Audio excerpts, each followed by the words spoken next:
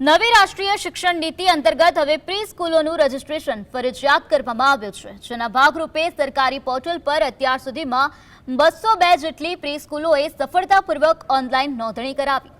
શિક્ષણ વિભાગના અધિકારીના જણાવ્યા અનુસાર આ પ્રક્રિયા હાલમાં સતત ચાલુ જ છે અને બાકી રહેલી શાળાઓ માટે પૂરતો સમય હોવાથી આગામી દિવસોમાં આ આંકડો હજુ પણ વધશે તેવી પૂરેપૂરી આશા છે।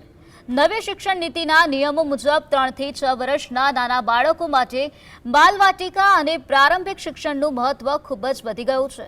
તેથી જ દરેક સંસ્થા માટે આ પ્રક્રિયા અત્યંત જરૂરી અને કાયદાકીય રીતે અનિવાર્ય બની છે।